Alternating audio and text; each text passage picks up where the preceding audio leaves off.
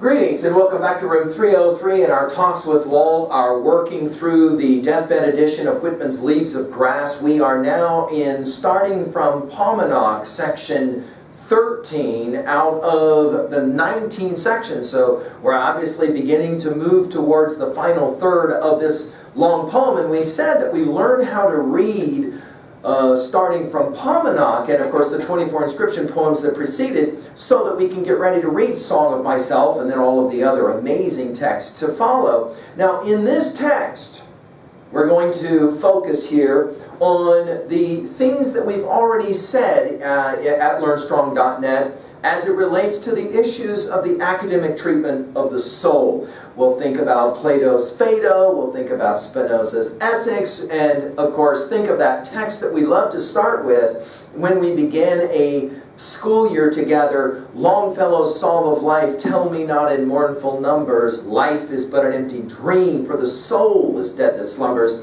and things are not what they seem. Life is real, life is earnest, and the grave is not its goal. Dust thou art, to dust returnest, was not spoken of the soul. And you'll remember that when we began, I've given obviously a full exegesis of that text on LearnStrong.net. You'll remember that we always love to ask, if you believe in a soul, then where is it?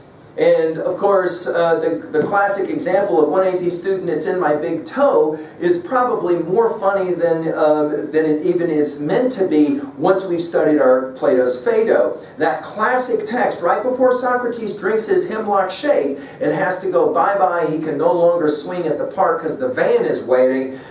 He wants to talk about soul, and he wants to talk about the adventure of an odyssey that he's going to take because he believes in this thing called soul. Now we're going to pick up with that idea here. Now I've already mentioned some previous lectures, and my assumption is you've been following our stuff at LearnStrong.net. Down the left-hand side, Talks with Walt there. That's the playlist of all of the earlier lectures over the 24 inscriptions poems, as well as the first 12 of starting from Paumanok. So let's turn now to the poem itself. Now, this one is short enough that I can read it as I like to do, and then we can exegete. It begins this way.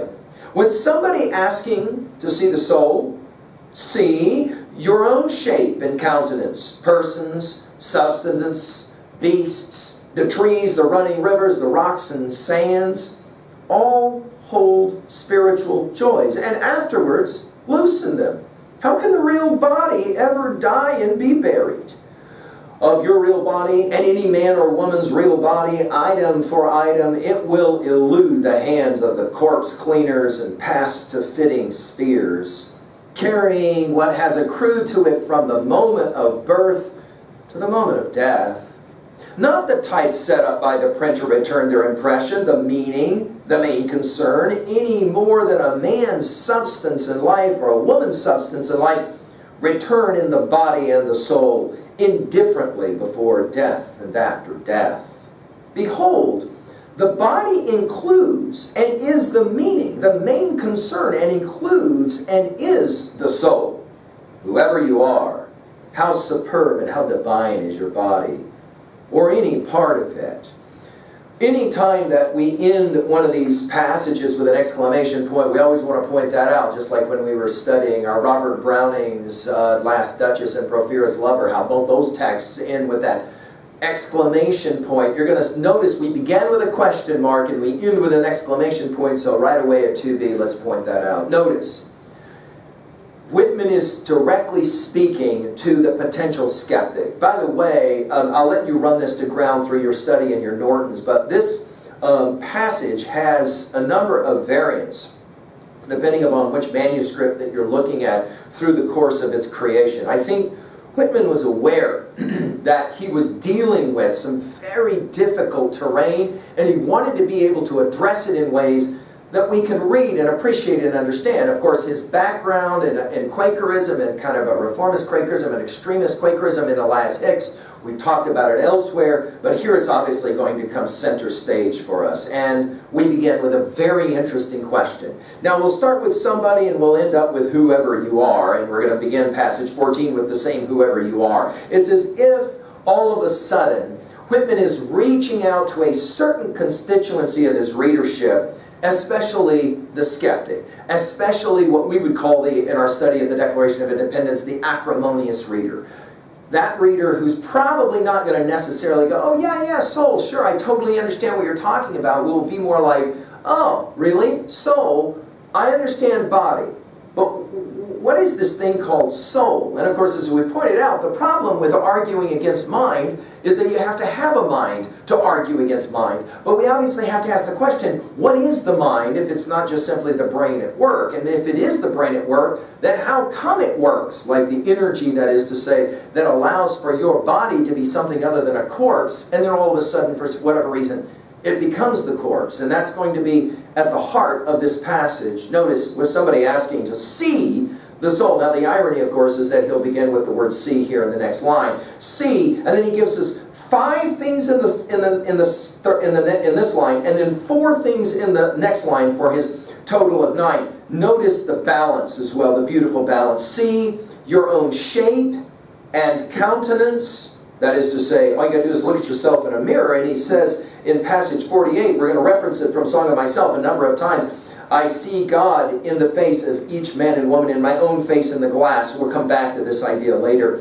Your own shape and countenance, persons, substances, beasts, and then he'll mention, of course, all of nature, the trees, the running rivers, the rocks and sands. In other words, if you want to see your soul, all you got to do is just take a walk on the hill, on your way up to Cloud Peak, for example, where we live, or just go out for an evening and look up at the night skies, he'll say, when I heard the learned astronomer. In other words, it isn't that difficult to see the soul. All you got to do is just look at the dynamic energy that is what we have out there at Ruthie's tree.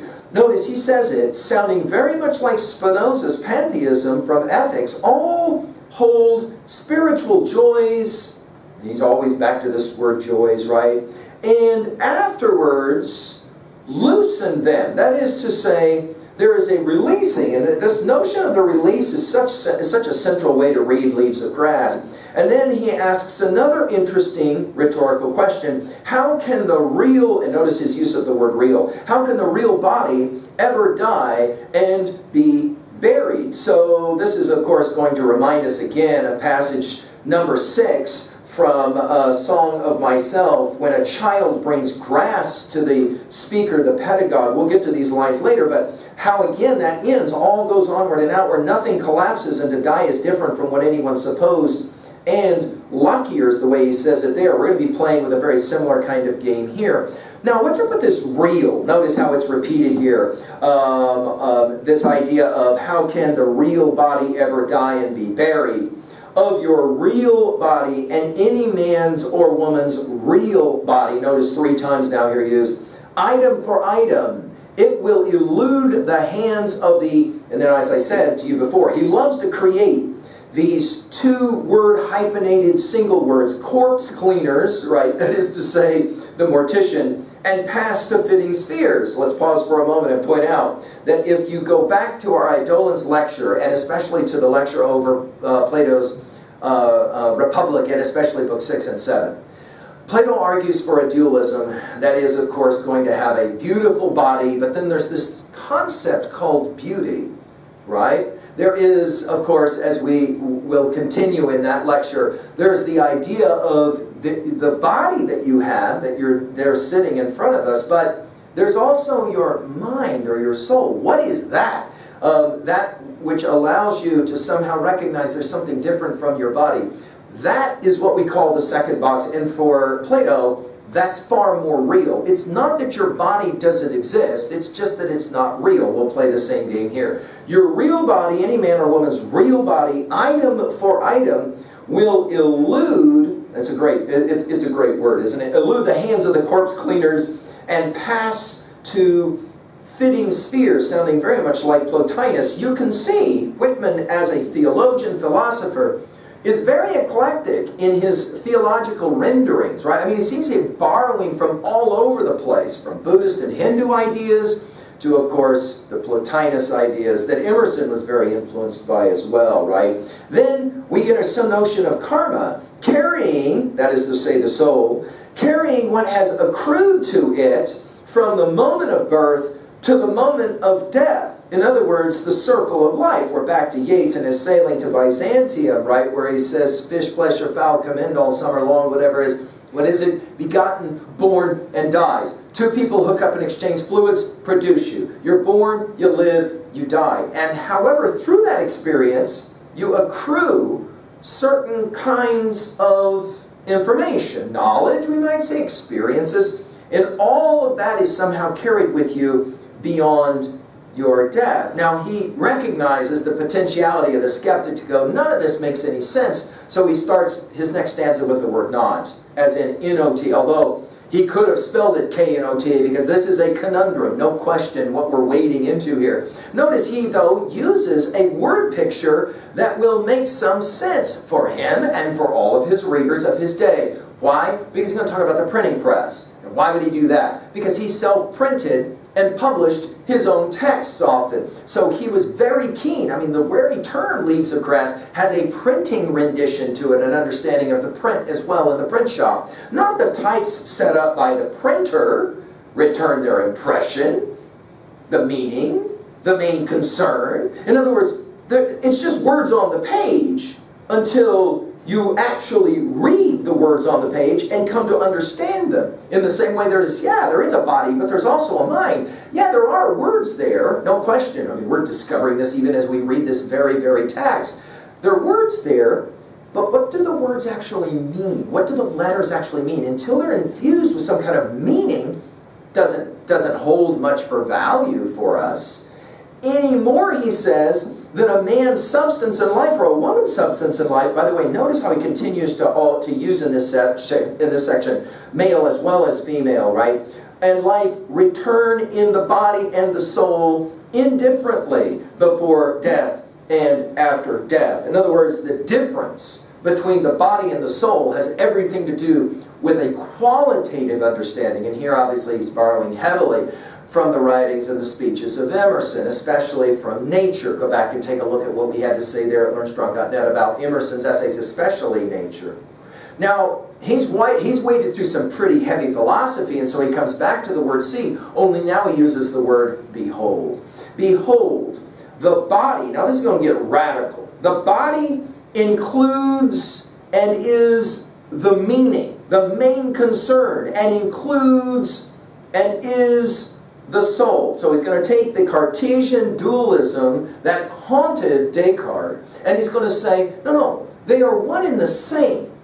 They are one in the same. Of course, we're going to come back to this idea again, so I'm just noting it for you at 3a. We're going to come back to this idea one more time when we meet Song of Myself, passage 48. I've said that the soul is not more than the body, and I have said that the body is not more than the soul, and nothing, not God, is greater to one than oneself is, and that use of the word self has a lot to do with how we're even reading these lines. Behold, the body includes and is the meaning, the main concern, includes and is the soul. Whoever you are, notice we go from somebody at the beginning of the line to whoever you are. How superb and how divine is your body or any part of it, exclamation point. Well, the celebration of the body as somehow being co-equal with the soul is radical. I mean, that's even radical for Plato, no question. And I want to point out that the iconoclastic nature of Whitman as philosopher, there is no question that he is playing around with some very dicey ideas here. Wait a minute, we're supposed to celebrate the soul, St. Augustine will argue, but the body is this disgusting, nasty thing that always wants to engage in illicit activities. Remember St. Augustine, of course, being addicted to sex most of his young life, as he writes about in Confessions. We've given full lectures about this. But for Whitman, he will argue, no, the beauty of the body, just like the beauty of Ruthie's tree, will evince something that stands behind all of that, that for lack of a better phrase, we'll call energy, that which can be neither created nor destroyed. Oh, so it doesn't exist, energy. No, it definitely exists. Dude, you just said it can't be created or destroyed. It clearly can't exist. Well, no, actually, it's pretty much everything. And yet, we can't understand at all the origination of this thing called energy. And in the same way, Whitman's going to collapse differences and distinctions that so easily and clearly had been made. And he'll say, I'm not altogether sure that there's such easy distinctions between body and soul. Can you have a body without a soul? Can you have a soul without a body? Well, that's obviously the question of death. That's obviously the question of afterlife. And notice how he'll play then this game of it's so obvious if you'll just look at a book of type. I mean, you have words there, but they don't actually mean anything until you read them. And then once you begin to interpret them and read them, then all of a sudden the words, how do we even use the language in our time in our discussions? The words what? Come to life. As we said at the conclusion of our study of Rime of the Ancient Mariner in Coleridge's classic, some stories, they get to you, and then you identify with them. And the young man who wanted so desperately to go to the party, once he hears the story of the old man who as a young man did something arbitrary and stupid and shot his albatross and for it had to pay the price, he goes home.